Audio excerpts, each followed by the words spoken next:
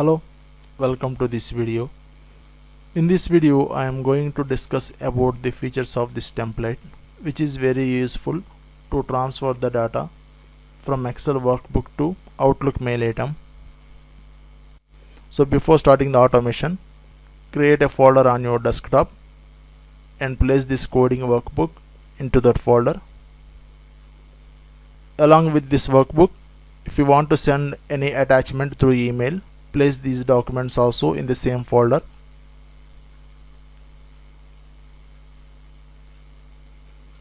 Next, provide the email items into respective fields.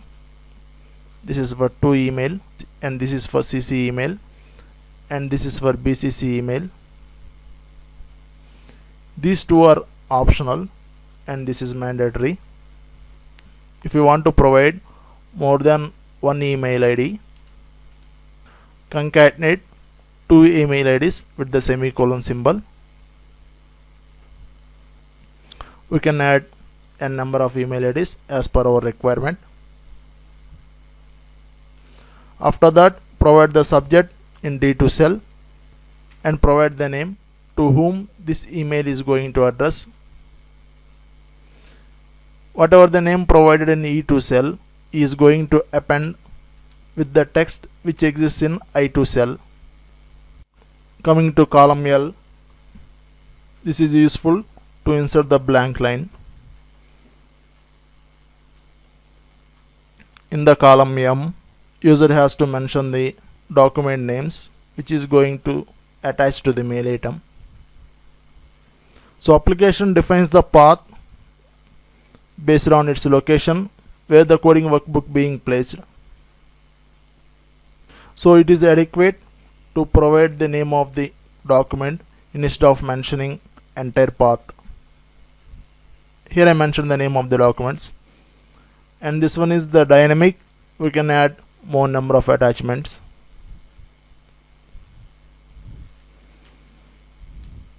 So let us start the automation. Click on send emails button. So this is the format of the email body, and these two are attachments. So whatever the text we mentioned in the subject field, same is reflecting here, and these are the email IDs which we mentioned to field CC field and BCC field respectively. So the moment when the user clicks on send emails button, application automatically fills the content in column F. This content is based on the text we mentioned in column I with respect to the number of rows. Now I will show how to add the blank line. So after first line of the email body, I want to add one blank line. In column L, here we can find drop down. Click on yes, and also at the end of the email above thank you, I want to add one blank line. I am selecting yes.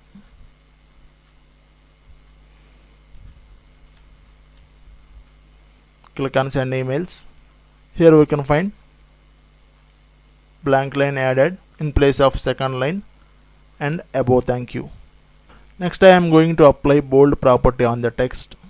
So from the available content, I am going to apply bold property on the text which exists in I7 cell. In column G, we can find drop down.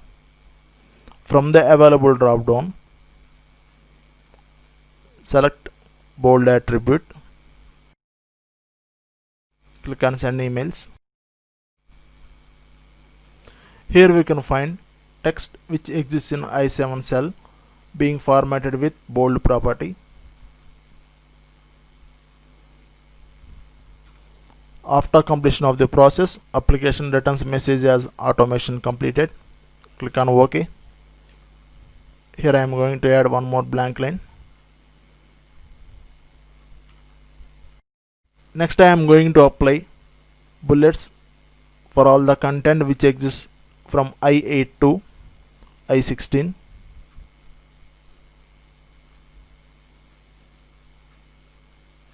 Here we can find one option as bullet style. So here I am copying the same option Select the cells in column G.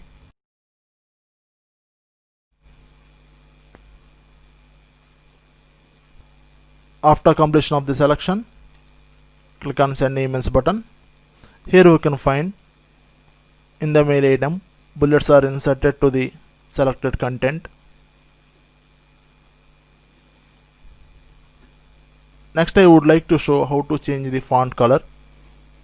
So I am going to change the color of text which exists in I4 cell. From the available option, select the font color. The moment when the user selected the font color, underlying drop down displays in column H. Here we can find some colors. From the available list of colors, I am going to select blue. Click on send emails. Here you can find entire line changed into the blue color.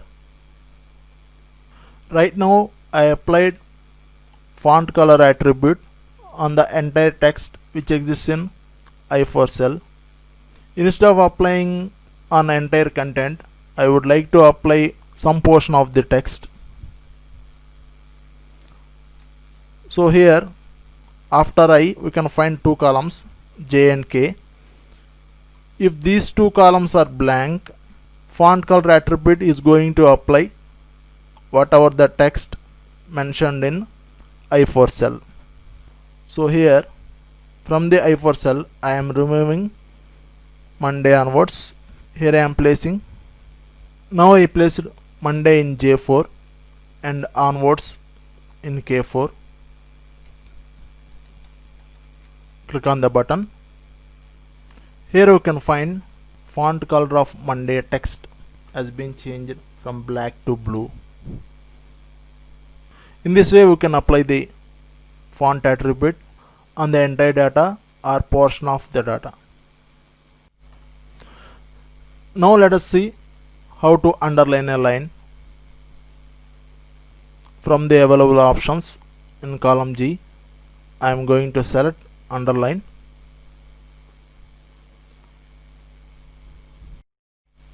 Click on send emails. Here we can find underline property has been applied to the entire row data. So now let us see how to apply the underline option only some portion of the content.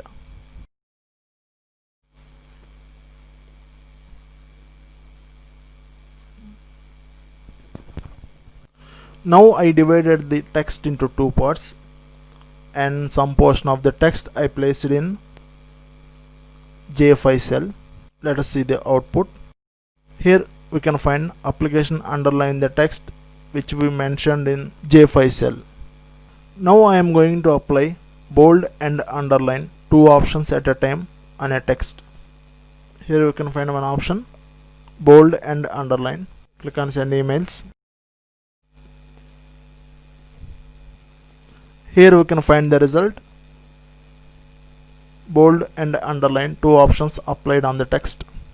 Now I am going to apply bold, underline and font color. Here we can find the option. From the column H,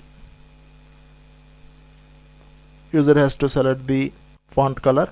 After selecting the font color, click on send emails button. Here you can find three properties applied on this text: bold, underline and font color. Now I am going to apply background color attribute. Here we can find one option BG color. From the column H, I am going to set the color of background. Here I am going to apply light green.